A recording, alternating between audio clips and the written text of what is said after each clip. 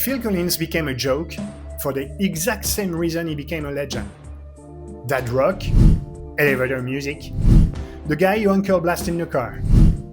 But before any of that, he was one of the most emotionally devastating songwriters of his generation. Not because he was cheesy, because he was falling apart in public, on record, and hundreds of millions of people felt every single of it. So how does a man behind one of the most haunting songs of the 80s ended up remembered as background noise? It's not that his music got worse. It's that the world stopped seeing him as a person and started seeing him as a punchline instead. And once you see how that actually happened, you won't hear these songs and the man the same way again. Before any of this, he was just a kid obsessed with drums. Nothing else. Couldn't read music, learned everything by ear. He joined Genesis as drummer, hiding behind the kit, not standing in front of it. And that was the plan. Then Peter Gabriel left, and Genesis had no singer. It is a complete lie to suggest that I was happy to jump in after Peter left. Sure, the perception that Genesis was a one-man show did frustrate me. But the last thing I wanted to do was become the singer. Being the singer was the least respectable gig in the band, as far as I was concerned. But in the end, the guys said that I sound better than the people I was teaching. Phil stepped in. Temporarily, everyone assumed, including him. Except the drummer turned out to have one of the most recognizable voices in music. And that accident is where the myth quietly begins. But a voice is just a tool, right? What he did with it came from somewhere else entirely. But a new voice doesn't explain why his music hit this hard. Heartbreak does. His marriage collapsed at the end of the 70s. He tried to hold on to it. And it didn't work. He came back to England alone and started recording songs at home, mostly just for himself, with no plan to release any of it. One of them was In Here Tonight. People called that drum fill a gimmick. It isn't. It's 5 minutes of pressure finally breaking. It isn't just a drum fill. It's what happens when someone holds everything in until they can't anymore. And that's exactly when the world decided he wanted more of him than he could possibly give.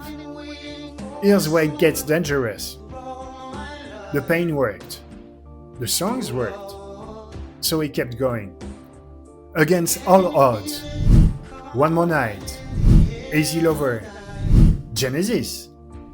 Solo records. Live Aid. 2 continents. Same day. No other artist even attempted.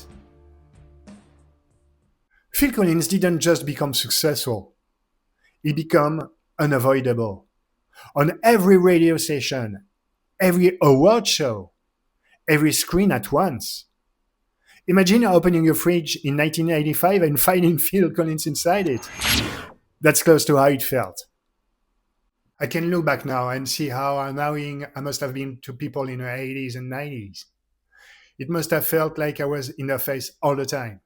It would be Genesis album, Genesis tour, Phil Collins album, Phil Collins tour. Phil Collins produced somebody else. People said my marriage broke up because I was so busy in the 80s, but I don't think I was a workaholic. I was just asked to do the most incredible things you couldn't possibly refuse. People love discovering an artist. They don't always love one who never leaves.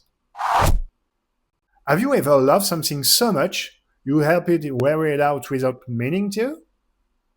What happened next wasn't just a backlash. It was a cultural verdict on what art was supposed to look like.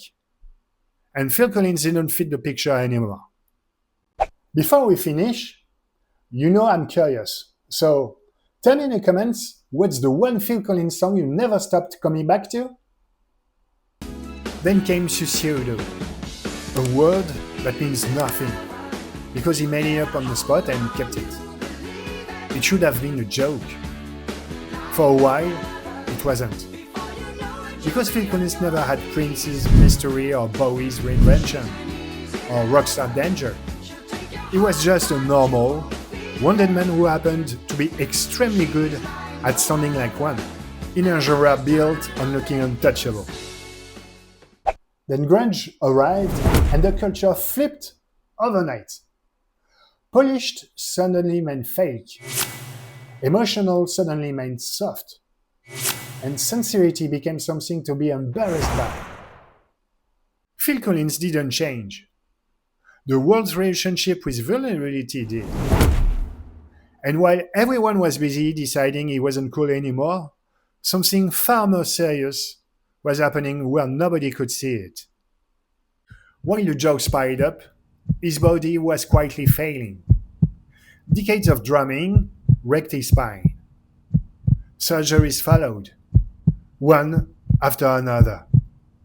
Eventually, he couldn't hold drumsticks the way he once had. Depression, alcohol, divorce again.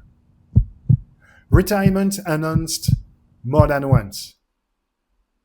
And the irony is almost impossible to ignore. The thing that made Phil Collins extraordinary was never his voice. It wasn't even the songs. It was his ability to make millions of strangers believe he was telling them the truth. But the more honest he stayed, the less people seemed to trust him. Some called him sentimental.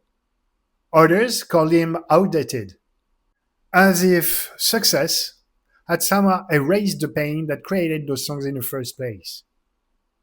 The man who once filled stadiums on 2 continents in a single day was suddenly sitting alone, wondering if anyone had ever actually heard him. The joke needing him to be shallow. He never was. He was just too exposed, for too long, in front of too many people, until they stopped being able to see him at all. Years later, people started listening again, and something strange happened. The song hadn't changed. They had.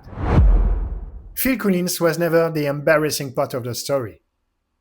He was simply one of the first artists to discover that success has a breaking point. At some point, people stop hearing the music and start hearing the stereotype. Maybe that's why we are still hearing that drum fill on our steering wheels. Not because it's famous, because it still sounds human. Thanks for watching. So what are your feelings on Phil Collins? Love him or hate him? Comment down below. If you like this video, like, subscribe, and why don't you share it with a couple of friends? It really does help. Au revoir.